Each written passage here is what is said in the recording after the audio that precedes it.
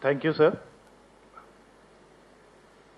I would like to briefly go through the projects which the government of Delhi is interested in as of now and on which we will be working as a government.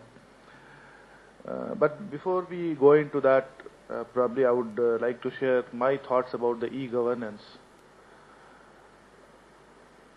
My personal feeling is that in the e-governance, probably the governance word is much more important than the e. I mean, there could be many cases where we need not necessarily automate computerize the process. Simplification of the procedures and its automation would probably bring more value in many of the cases which we are trying to computerize. There are many very small departments where probably the manual work or the manual system of work disposal could prove to be better than translating the whole work into an automated system and then computerizing it. Because with the computerization, a lot of associated problems also come in. And in each case, one has to weigh very carefully whether the benefits are more or whether it's going to be more of a trouble by automation.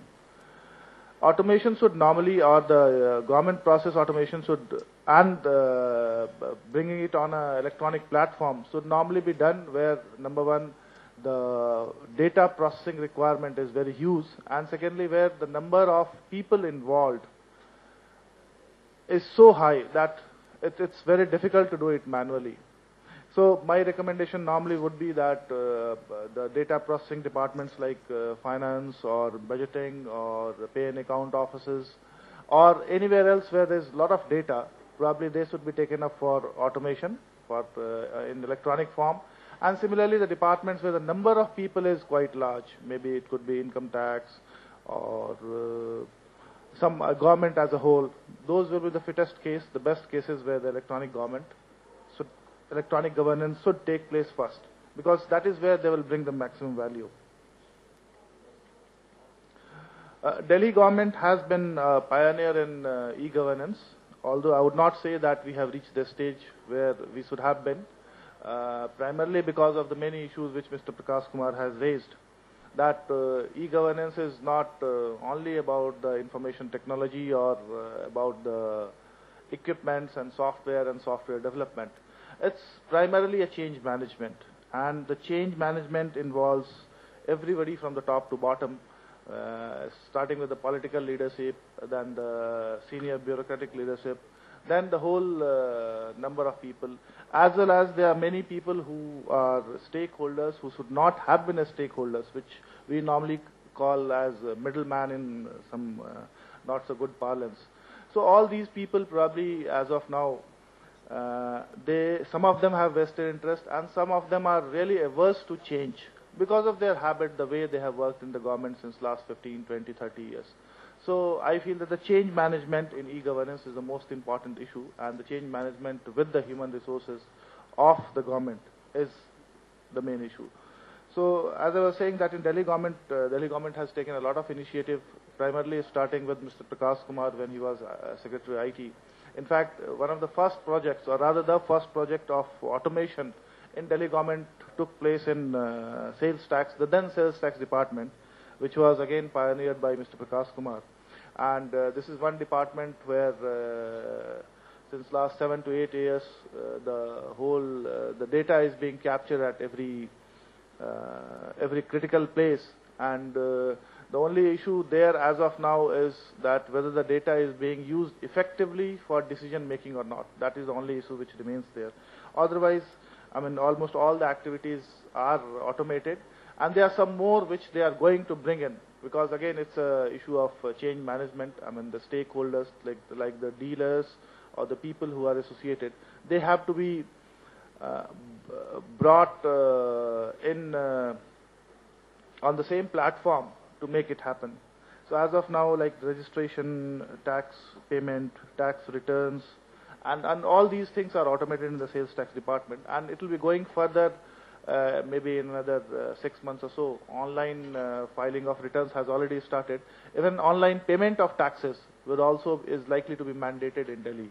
So So the interaction with the sales tax, now the trade tax department, which is administering the VAT regime, it will not be required by any of the VAT payers to visit department. Everything almost can be done, almost everything can be done through an online process, which is likely to be there within a year or so. Another department where a lot of automation has taken place is education department. I mean, it doesn't deal with the citizens per se, but it caters to needs of a large number of students. And the way the process had begun was initially to take care of the in-house requirement, in-house processes, which means that human resource inventory, the inventory of the assets it owns, then the budget management, and many people initially wondered that why, when the aim of the education department is to ensure better education for the children, then why it's initially indulging in not so core areas.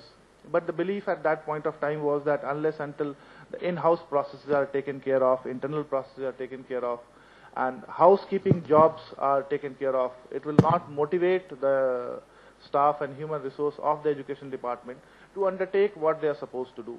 Later on, after that process was over, then the education department is deeply into the computer-aided learning, and they have prepared extremely good modules for teaching the students of 9th, 10th, 6th, 7th, and 8th, and they are also going to do it.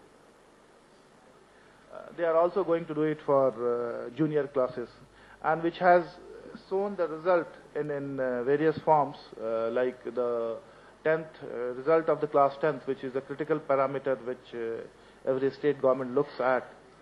In last 6 to 7 years has increased from a level of 33% to 77%. So much so that as of now the difference in pass percentages between the government school and the public schools as a group is only 4 to 5%. And there are 8 or 9 Delhi government schools which are in the top 100 schools of Delhi.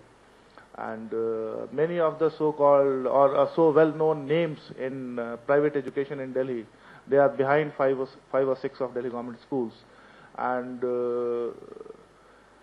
so much so, as if you go for the quality also, the best Delhi government school as of now, and if you take the average marks obtained by the 10th class students in DPS RK Puram, the difference is only 0.8%. I mean, some of the schools have done so well. And similar is the case in class 12th, and the intake of the schools have increased, the number of out-of-school children have decreased. So on all counts, it is progressing tremendously. It has been possible primarily not because of any information system, but because the information system was used for good decision making, which is a part of good governance. I mean, as I explained in the beginning itself, that merely automating the processes and bringing in hardware, software will not do. It is use of the information which is coming out of that for good governance which will work.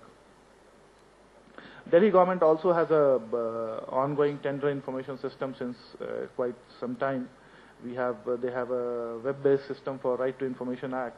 One of the new initiatives which Delhi government is going to undertake, for which the request for proposal will be floated maybe within a month or so time, is bringing government services to the people's doorsteps, as has been done in the Andhra Pradesh or in Bangalore. The Goa has also, I mean, it is in the process. The Haryana government has done it, and the Delhi government is going to do it. Maybe in the slightly larger scale, and they will likely to follow a different model, because in Delhi still the connectivity is not such a big issue. I mean, and the area is very compact. The